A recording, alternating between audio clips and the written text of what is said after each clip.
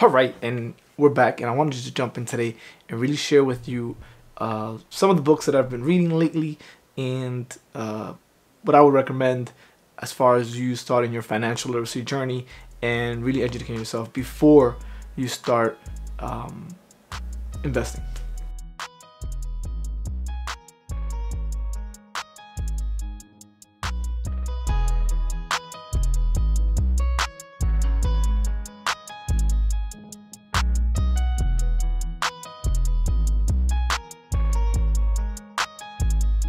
And if you're following me here, we know we're dedicating ourselves a little bit more to investing and hopefully working on our future wealth and generational wealth, right?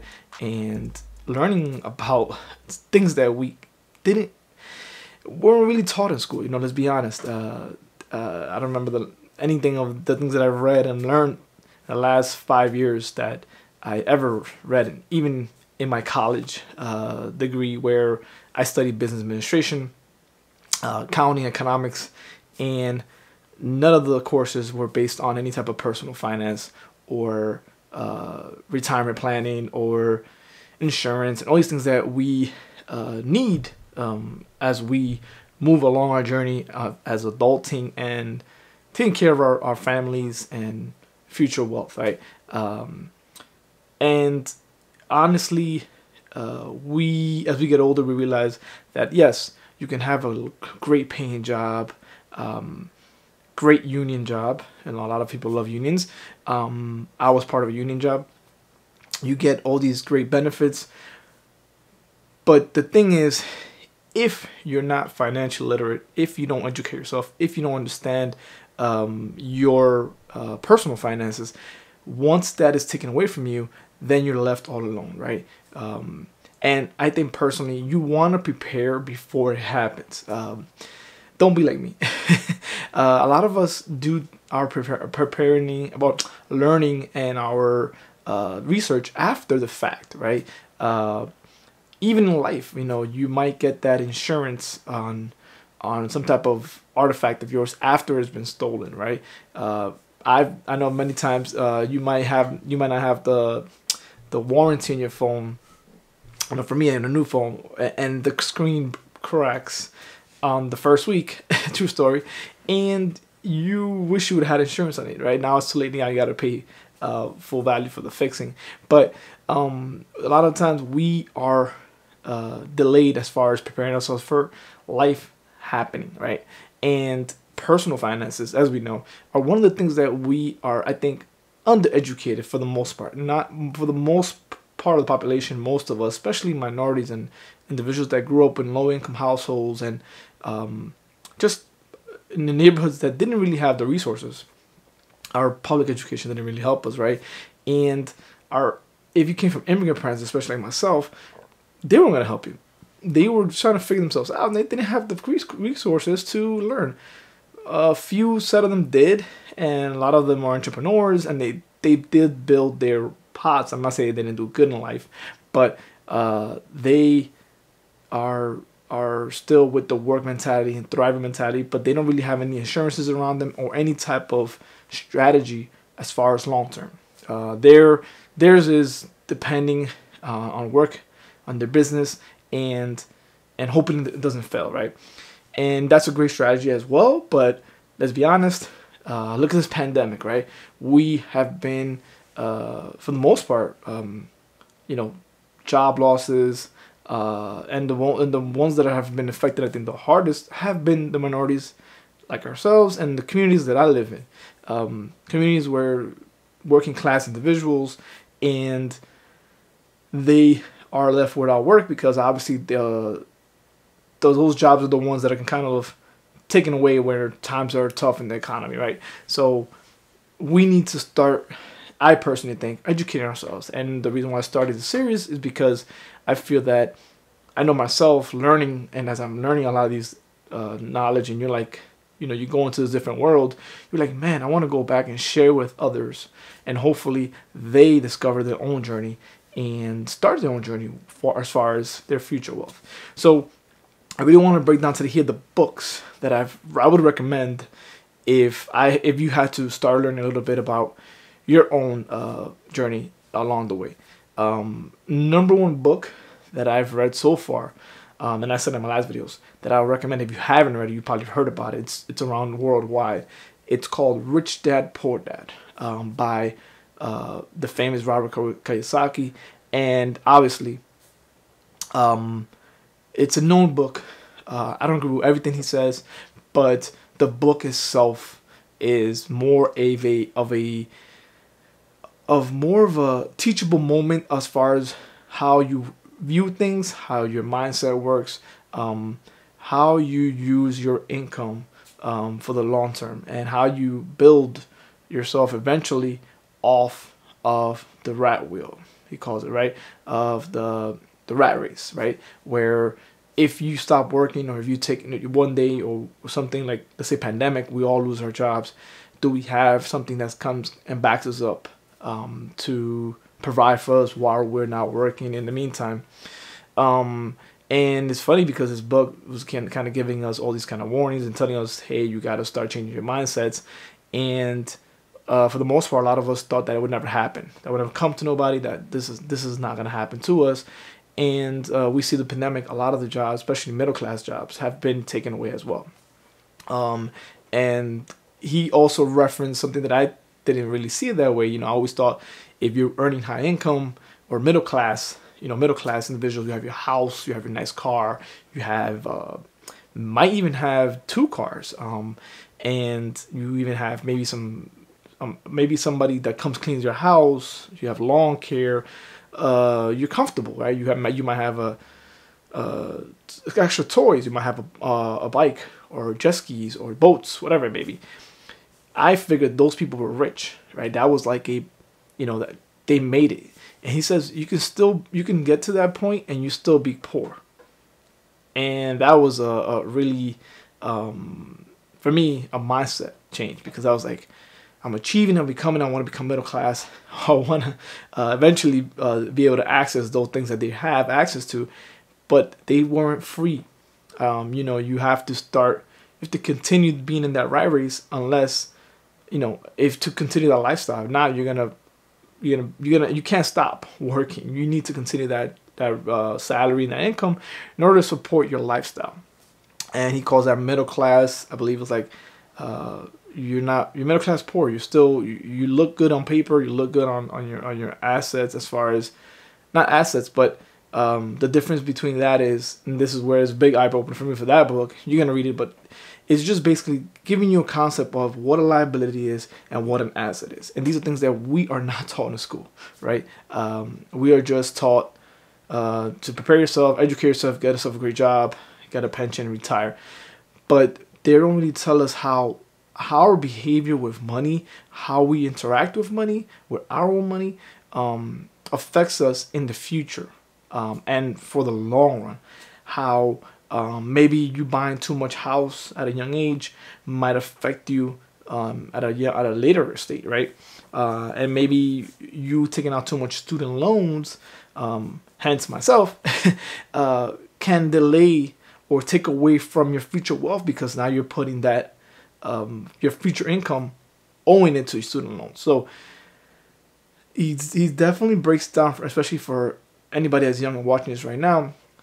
Pick it up, because it's going to change your mindset on the mindset of what is an asset, what is liability. And if you want a quick breakdown, asset, put money into your pocket. Liabilities, take money out of your pocket.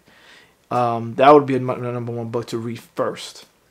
Number 2, I would have to go with the book I'm just finished reading, and that is Money Master the Game by Tony Robbins. I've been hearing a lot about this book. Again, I have a lot of other personal finance books that I've read, and they all give you the same concept, right? Save, work hard, save for your retirement, and don't spend too much money, right? But this book is kind of more of, I feel like it's a little bit more deeper insights into truly managing your income and your wealth, because simply just putting in an autopilot is great as well. You can go and put in autopilot and not really worry about your retirement accounts, not really worry about your investments. Just put the money somewhere and let somebody manage it for you. it's a great strategy. It can lead to gains as well. It doesn't matter, doesn't mean you're going to gain any wealth, but you might be you might be losing a lot of money. I'm talking about thousands and thousands, hundreds of thousands of dollars, by not being a little bit more educated and finding out what the fees mean when your investments, when you're investing into these products, being aware of the fees and how impactful they are in the long run to your investment, and also the difference of retirement plans. How 401ks are not all what they're hyped up to be.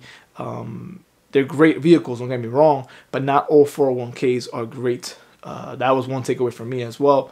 And you saw in other videos here, but also that we need to have a strategy for ourselves in the future. Everybody has their own plan, your own risk tolerance, your own goals. Maybe you want to go out there first. You're young. You want to, save up for a home, save up for something that means to you something else than somebody else. So there's no right or wrong plan. The whole point is to get yourself started for the future, for your building your wealth, and understanding the concept of that, learning that money, at the end of the day, money is just a tool. Let's just talk what it is. It's not going to give you any type of happiness. It's not going to give you any type of fulfillment, but it does prepare you and protect you from your future, for your future wealth, so you don't have to continue to do the same cycle, right? And the reason why I recommend these two books first is because for me, for the majority of my life, for the most part growing up, I was only taught one way to deal with my money and to deal with my income, right? I go to work, I make the money, I save up for what I want to buy, I buy that, and I go back to work again to save some more money, to buy my next thing. And money's gone, come back, go back to work, save up for another thing. So if you see the cycle, you're never really going to have money to invest, right? And have money to work for you, because you're always just spending it on your consumptions and things that you want to buy. And don't say we don't have to buy anything, but maybe starting the ball early, like if you're young and you use the money instead of buying this, let's say, for example, instead of buying a brand new car, right? They say 25K, 30K, whatever it is that cars are worth nowadays, might be more, but take half of that, buy a used car and put it in some investments, some future investments, right? And let it grow long term, right? And it doesn't seem like a lot in the beginning, doesn't seem like a big deal, but reading the book, it tells you about how compounding interest works, and how that small action, a small habit, or I would say small life choice, at a young age, especially you're 25, 24, 23, whatever age you are right now, it just builds this type of discipline that you're going to be thinking about also your long-term growth, right? And eventually you want to get to a point where your investments are paying for your lifestyle. That's the whole goal for a lot of individuals. Some people is just, I just want to have financial freedom. I don't want to have to go to work every single day. That's a goal. There's other goals of, I just want to be a massive billionaire. I just want to have money that I can throw away. That's could be another goal as well. Then obviously you have to put away more money every single month for your retirement, right?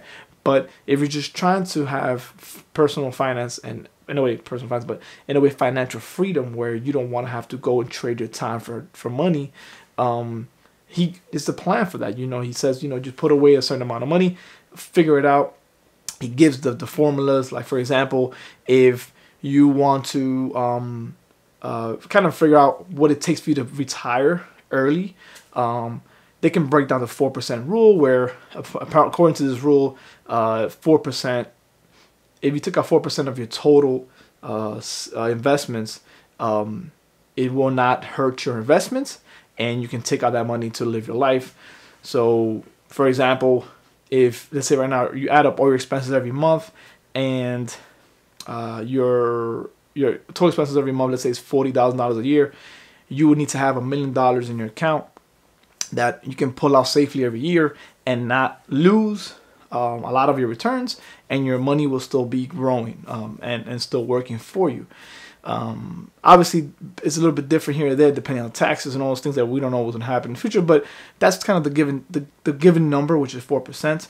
And obviously, if your cost of living or the way your lifestyle is a lot higher than that, then you're gonna have to have a lot more away for your retirement, right? So if it's double that, then you think about it, and you want to have $2 million, right? If it's triple that, then you're gonna have 3. So everybody's different, but sometimes he says when you start calculating your number, it might be less than what you actually think. You might think you might need, I need $5 million to I can finally retire. And maybe you might just need $2 million. So you might not have to work so many years that you're thinking you're going to have to work until you accumulate this type of money. Because remember, excuse me, you still have your retirement, right? You might have Social Security. You might have, if you have a job with a pension, all these things that you might have on the side. So it's not just solely relying on a retirement account, but it's a surplus for yourself that you're going to be tapping into. So I think still that the fact that these books are out there and we're not accessing and we're not really talking about them in our communities are disservice to each other, to our friends, to our family. So if you're watching this and you want to share and you read it, share it, with friends and family. And maybe not everybody won't want to have a book. They have the audiobook, right? But there's nothing like this, right? Hardcover. I'm still reading it. I'm almost done with it, but the meat part of it, it's a pretty thick book. So don't think you're gonna read it in a couple of hours. It might take, if you're a good reader, it might take you a week. If you're a slow reader like myself, it might be 2 weeks, maybe even 3 weeks, depending how much time you have. Me with the kids and everything going on, I don't have that much time. So I was doing like 20, 30 pages a day, and it adds up. Right? It's about, how many pages is this book? It's a pretty hefty book. It's about a 600-page book. So I'm going to sit here and tell you the small book, but I'm going to tell you right now, this book is going to change the way you look at your money. And there's no need to be selling this book, and I'm not getting any commission for this book, but I just feel that growing up where I grew up at, and learning what I've learned so far on my small time here of existence on this planet, you start looking at the moves different, because at the end of the day, it's not how much money you're making, it's how much money you're keeping, right? So that's a big difference as well. He says not always about your some people are just like, I want to make 6 figures every day and I know I'm legit, I'm rich. But you could be making 6 figures, but you're probably spending that money every single year in your lifestyle. So you might not even keep, let's say, $1,000 in your pocket every year, and you're just basically netting zero, and you're broke. And unfortunately, we know that poor is more of a mindset and broke is temporary. But if you are making 6 figures a year right now and you're broke, we need to reevaluate. Let's put it that way. We need to reevaluate what it is that you're doing with your money. We're not here to judge anything like that, but if you are making 6 figures, you're in the top, I would say 10% of income earners, and you don't have, let's say, some savings or some type of investments, or even just money for a rainy day, we need to analyze where is your money going, right? So also in the book, it says as well, you want to have some type of a strategy or a budget if you can, not a strict budget, because I think my opinions are different on budgets, but just know where your money's going, so you know that at the end of the day you can invest some money, and obviously pay yourself first. We know that, but before you start investing, if you are really like wary and you don't really know, and I'm sounding confusing, pick up those books. Do yourself a favor, pick them up, and then make the choice of start putting your money somewhere for the long term. All about this channel here, we're about long-term investing, and I'm wishing you the best.